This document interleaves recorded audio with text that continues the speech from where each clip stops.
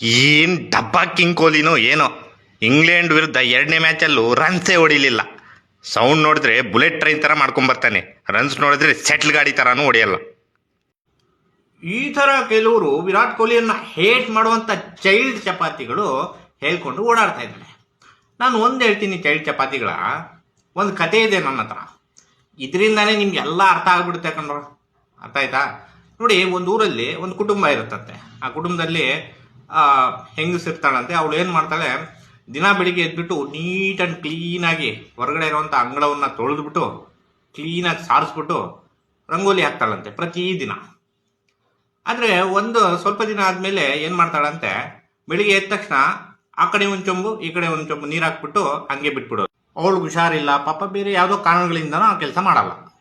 ಅವರು ಊರವ್ರಿಗೆಲ್ಲ ಆಶ್ಚರ್ಯ ಆಗ್ಬಿಡ್ತಂತೆ, ಏನಿದು ಹೀಗೆ ಆ ಕಡೆ ಒಂದು ಚೊಂಬು ಈ ಕಡೆ ಒಂದು ಚೊಂಬು ಬಿಡ್ತಾಳಲ್ಲ ನೀರನ್ನ ಅಂದ್ಬಿಟ್ಟು ಒಂದಿನ ಏನು ಮಾಡ್ತಾರಂತೆ, ಎಲ್ಲ ಮನೆಗೆ ಬರ್ತಾರಂತೆ. ಬಂದು ಕುಟ್ಕೊಂಡು ಕೇಳ್ತಾರಂತೆ, ಅಲ್ಲಮ್ಮ ಆ ಕಡೆ ಒಂದು ಚೊಂಬು ಈ ಕಡೆ ಒಂದು ಚೊಂಬು ಹಾಕ್ಬಿಟ್ಟು ಸುಮ್ಮನೆ ಬಿಟ್ಬಿಡ್ತಾ ಇದೆಯಲ್ಲ, ಯಾಕೆ ಹೀಗೆ ಮಾಡ್ತಾ ಇದೆಯಾ ನೀನು ಅಂತ ಕೇಳಿದ್ರಂತೆ. ಅದಕ್ಕೆ ಆ ಹೆಂಗ್ಸ್ ಹೇಳ್ತಾಳಂತೆ, ಇಷ್ಟು ದಿನ ನೀಟ್ ಆ್ಯಂಡ್ ಕ್ಲೀನಾಗಿ ತೊಳೆದು ಸಾರಿಸಿ ರಂಗೋಲಿ ಹಾಕ್ತಾ ಇದ್ದೆ, ಅವಾಗ ಯಾರೂ ಬಂದು ಶಬಾಷ್ಗಿರಿ ಕೊಡಲಿಲ್ಲ. ಇವಾಗ ಏನೋ ಒಂದು 2 ದಿನದಿಂದ ಏನೋ ಆಯಿತು ಅಂದ್ಬಿಟ್ಟು ಊರವರೆಲ್ಲ ಬೈಯಕ್ಕೆ ಬಂದಿದ್ದೀರಲ್ಲ, ಇದಕ್ಕೆ ಏನು ಹೇಳಬೇಕು ಅಂತ.